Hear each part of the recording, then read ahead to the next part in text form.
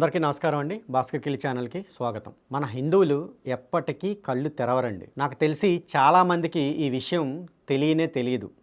కొంతమందికి తెలిసినా ఇదేదో మనకి సంబంధం లేని విషయం, అసలు మన దేశంలోనే మన రాష్ట్రంలోనే కాని విషయం కింద దాన్ని వదిలేసి ఉంటారు. కానీ మరొకసారి మీ ముందుకు నేను తీసుకొస్తున్నాను. ఎక్కడో కాదండి, తెలంగాణ రాష్ట్రంలో బాన్సువాడలో ఒక సంఘటన జరిగింది. అదేంటంటే రిలయన్స్ మార్ట్లో ఒక హైందవ లేడీ దుర్గాదేవి తాలూకు పాటలు పెట్టింది. దుర్గాదేవి పాటలు పెట్టినప్పుడు ఒక ముస్లిం అక్కడికి వెళ్ళి వాడు ఏమన్నాడు అంటే, నాకు ఈ పాటలు నచ్చట్లేదు, నువ్వు ఆ పాటలు తీసేయి అని చెప్పాడు. ఆవిడేమంది, నేను ఎందుకు తీయాలి, నేను తీయను అని చెప్పింది. అప్పుడు వీడు గొడవకి దిగాడు. ఇక్కడ మీరు ఆలోచించండి, అందులో ఆ రిలయన్స్ మార్ట్లో ఆవిడ వర్క్ చేస్తుంది అనుకుంటాను నేను. ఆవిడ పాటలు పెడితే ఇక్కడ మెజారిటీగా ఉన్న మనం మైనారిటీలు అని చెప్పబడే వీళ్ళు మనల్ని ఏమని చెప్తున్నారండి, నీకు ఆ పాటలు వేసే అధికారం లేదు అని చెప్తున్నారు. ఇప్పుడు మీకు అర్థమవుతుందా, క్లియర్గా అర్థమవుతుందా? వాడు ఆ ముక్క చెప్పిన తర్వాత అది కూడా ఏంటి, అది ఏమైనా వాడి ఇంట్లో పని ఈవిడ వెళ్ళి పట్టిందా, వాడు అబ్బజాగీరా అది ఆ రిలయన్స్ మార్ట్ అనేది లేదా మాల్ అనేది? అక్కడికి వెళ్ళి చెప్పిన తర్వాత గొడవ పెరిగిన తర్వాత ఆవిడ వాళ్ళ అన్నయ్యకి చెప్పింది. వాళ్ళ అన్నయ్య సీన్లోకి ఎంటర్ అయ్యి వీటితో గొడవ పెట్టుకున్న తర్వాత వీడు వెనక్కి వెళ్ళిపోయి మొత్తం ముస్లిమ్స్ అందరినీ తీసుకొచ్చేసాడు. దాదాపుగా 500 మంది రోడ్డును మొత్తం ఆపేసి అటాకులు చేయడం ప్రారంభించారు. రాళ్లతో ఆ యొక్క రిలయన్స్ మార్ట్ మీద కానీ మొత్తం ఆ ఏరియా అంతా అటాక్ చేయడం ప్రారంభించారు. పోలీసులు నానా హంగామా జరిగింది.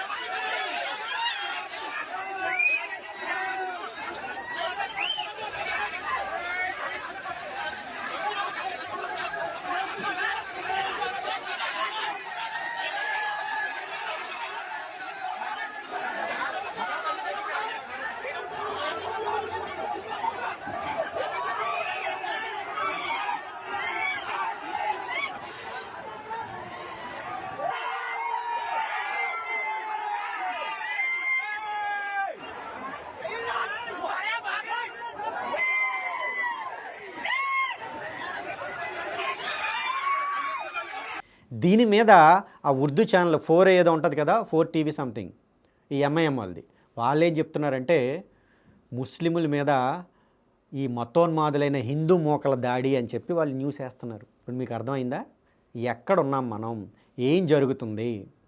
ఇది ఆ ఒక్క ఏరియా మాత్రమే అని మీరు అనుకుంటున్నారా? అక్కడ ఒక్క దగ్గరే జరిగిందని మీరు అనుకుంటున్నారా? మనం మన ఇళ్లల్లో మనకి నచ్చిన దేవుళ్ళ తాలూకు పాటలు కూడా వేసే పరిస్థితుల్లో మనం లేము. ఒక్కడన్న దగ్గర 500 దాటి జనాలు వచ్చారు. రేపు పొద్దున వాళ్ళు మొత్తం పెరిగితే అసలు మిమ్మల్ని మీ ఇంట్లో మీకు నచ్చిన దేవుడిని పూజిస్తారా? వాడెవడ వలీగాడికి 50 లక్షలు ఇచ్చారు కదా, ఆ హిందువులందరూ ఆలోచించండి, మరి ఇచ్చి వాడిని మేపారు కదా, ఆలోచించండి. మీ ఇళ్లల్లో మిమ్మల్ని రేపు పొద్దున్న వాళ్ళు సంఖ్య పెరిగిన తర్వాత మీకు నచ్చినట్టు ఉండనిస్తారా? మరి ఇవి చూసిన తర్వాత కూడా కళ్ళు తెరవకపోతే మిమ్మల్ని ఎవడు రక్షిస్తాడు? ఇలాంటి సంఘటనలు ఇదొక్కటే అనుకోకండి. అదే సమయంలో అహ్మదాబాద్లో కూడా ఇలాంటి సినారియోనే జరిగింది. ఏంటంటే ఒకరు వాళ్ళ తాలూకు ఇంటి దగ్గర పెళ్లి చేసుకుంటున్నారు. పెళ్లి జరిగేటప్పుడు నార్త్ ఇండియాలో మనకన్నా కూడా చాలా ఘనంగా జరుగుతుంది, అది అందరికీ తెలుసు. వాళ్ళు ధూమ్ధామ్ కింద చేస్తున్నారు, పాటలు అవన్నీ పెడుతున్నారు. ఆ పాటలు పెట్టొద్దని ముస్లిమ్స్ వచ్చి అక్కడ గొడవ చేశారు. అది పెద్ద గొడవ కింద అయ్యి వాళ్ళ మీద దాడి చేశారు. ఇప్పుడు దీనికి ఏం చెప్తారు మీరు? ఇది కూడా మన భారతదేశంలోనే జరిగింది, అహ్మదాబాద్లో జరిగింది. మీరు దృష్టి పెట్టడం లేదు కానీ ఇలాంటివి ఎన్నో జరుగుతున్నాయి. ఎన్నో సోషల్ మీడియాలో మనకి ఆ సంఘటనల తాలూకు వీడియోలు వస్తున్నాయి. కానీ మనం ఏమీ పట్టించుకోనట్టు, మనకేమీ సంబంధం లేనట్టు, అసలు మన దగ్గరే జరగనట్టు మాట్లాడుతున్నారు. మనోళ్ళే, ఎవడో కాదు, ఈ ముప్పు మనకే, కానీ ఎవడు పట్టించుకోడు. ఈరోజు ఎవరో మనలాంటి స్పృహ ఉండేవాళ్ళు చచ్చి చెడు ఒక 3-4 బంగ్లాదేశ్లో హిందువులకి ఇలా జరుగుతుంది అని మాట్లాడితే 100 మంది లెగుస్తున్నారు. వాళ్ళు ఏమంటున్నారు, ఎక్కడో ఉన్న హిందూకి ఏదో అయితే ఆ దేశంలో నీకేంట్రా సంబంధం అని అడుగుతున్నారు. మరి ఎక్కడే ఉన్న హిందువులకి ఇలా జరిగితే ఈ నా కొడుకులు నోట్లో ఎవరిది పెట్టుకొని ఉన్నారు? ఆ ప్రశ్నగాడు ఎవరిది పెట్టుకొని ఉన్నాడు? మరి ఇప్పుడు ఎందుకు మాట్లాడట్లేదు? లేదా తులసి చెంది ఎందుకు మాట్లాడదు? లేదా ఇలాంటి బ్యాచ్ అంతా ఎందుకు మాట్లాడదు? వాళ్ళ మాల్లో దుర్గాదేవి పాటలు పెట్టుకుంటే 500 మంది ఎందుకు దాడి చేశారని వీళ్ళందరూ ఎందుకు అడగరు? అదే ఆ కోవా బన్ అనే దాని గురించి, ఒక వలి అనే వాడి గురించి 4 యూట్యూబ్ ఛానళ్ళు వెళ్ళగానే ఎంత పెద్ద గొడవ చేసాయి. 50 లక్షలు స్వయంగా మనమే కదా ఇచ్చాం. మరి దీని గురించి ఎందుకు మాట్లాడరు? అహ్మదాబాద్లో జరిగిన దాని గురించి ఎందుకు మాట్లాడరు? మనం ఎంతమంది అసలు దీన్ని మనం సీరియస్గా తీసుకున్నాం? వాళ్ళు మాట్లాడతారో లేదో సెకండరీ, అసలు మనం మాట్లాడుతున్నామా? మనం అవన్నీ కూడా గుర్తిస్తున్నామా, గమనిస్తున్నామా, తగిన జాగ్రత్తలు తీసుకుంటున్నామా? ఈరోజు వాళ్ళకి జరిగింది రేపు పొద్దున్న మీకు జరుగుతుంది. మీ ఇంట్లో పెడితే ఎవడో ముస్లిం వచ్చి అంటాడు.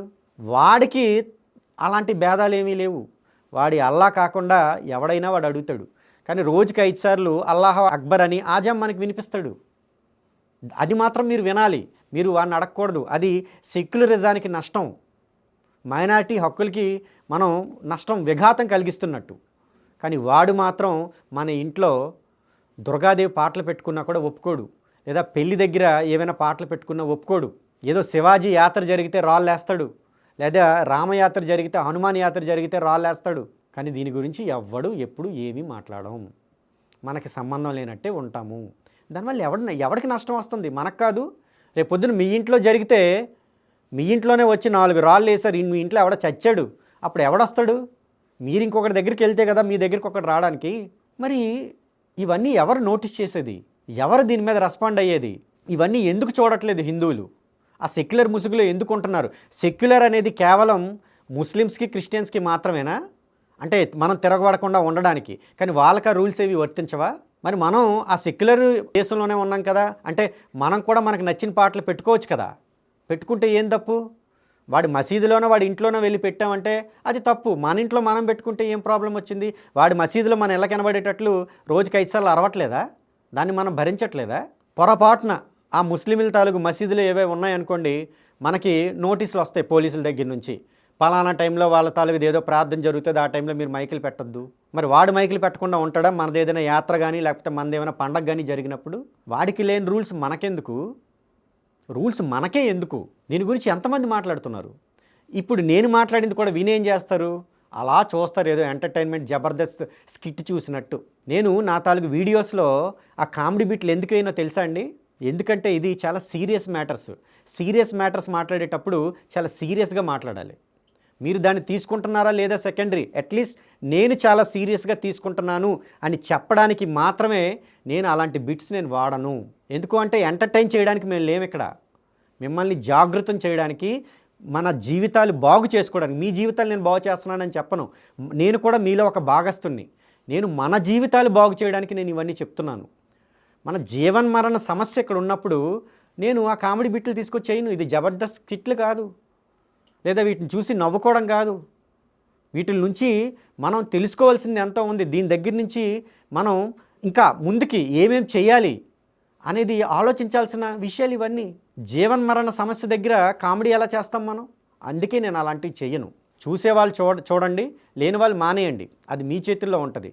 బట్ ఒక సీరియస్ ఇష్యూని నేను నోటీస్ చేస్తున్నప్పుడు నేను ఇంతే సీరియస్గా ఉంటాను, నేను ఇంతే సీరియస్గా చెప్తాను.